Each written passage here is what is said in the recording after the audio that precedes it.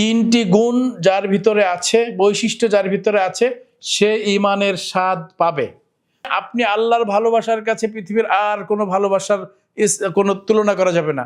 আপনি রসুলকে ভালোবাসবেন, আপনার জান থেকে বেশি আল্লাহ এবং তার রসুলকে ভালোবাসবেন, তাহলে আপনার ঈমানটা, আপনি ঈমানের স্বাদ পাবেন।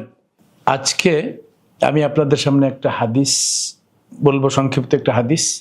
সে হাদিসের যে ব্যাপারটা, মূল যে হাদিসের যে মূল, সে ঈমানের ব্যাপার। তার মানে আসল কথা হচ্ছে মহব্বত, ভালোবাসা। আমাকে বুঝতে হবে ভালোবাসাটা একটা সোয়াবের কাজ, ঈমানের কাজ। আপনি ভালোবাসবেন, আপনার মন আছে, সুন্দর একটা মন আছে, আপনি যাকে ইচ্ছা ভালোবাসবেন, যে জিনিস ইচ্ছা ভালোবাসবেন, এই অধিকার আপনার নাই। আল্লাহ রাব্বুল আলামিন নির্ধারণ করে দিয়েছেন ভালো আপনি কাকে বাসবেন, আপনি কাকে ঘৃণা করবেন।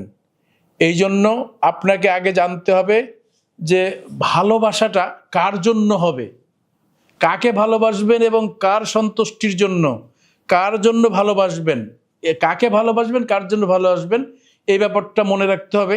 আমি সংক্ষিপ্ত একটা হাদিস আপনাদের সামনে উল্লেখ করব। আল্লাহ রাসূল সাল্লাল্লাহু আলাইহি ওয়াসাল্লাম বলছেন, সালাসু মান কুন্না ফীহি ওয়াজাদা বিহিন্না হালাওয়াতাল ঈমান। আল্লাহ রাসূল সাল্লাল্লাহু আলাইহি ওয়াসাল্লাম বলছেন, তিনটি গুণ যার ভিতরে আছে, বৈশিষ্ট্য যার ভিতরে আছে, সে ঈমানের স্বাদ পাবে। তার মানে কি, আপনি শুধু ঈমান থাকলেই হবে না, ঈমানের স্বাদ আপনি আস্বাদন করতে চাইলে, স্বাদ পেতে হলে, স্বাদ অর্জন করতে গেলে আপনাকে কি করতে হবে?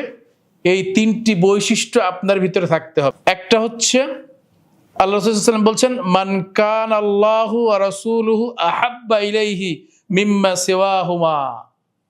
আল্লাহ রাসূল সাল্লাল্লাহু আলাইহি ওয়াসাল্লাম প্রথমটা বলছেন, যার নিকট আল্লাহ এবং তার রসুল সবচাইতে বেশি মহাব্বতের, সবচাইতে বেশি ভালোবাসা আল্লাহ এবং তার রসুলকে, যার ভিতরে এই গুণটা আছে, হ্যাঁ, পৃথিবীর সব কিছুর থেকে আলাদা করে আল্লাহ এবং তার রাসূলকে ভালোবাসবে, হচ্ছে একটা।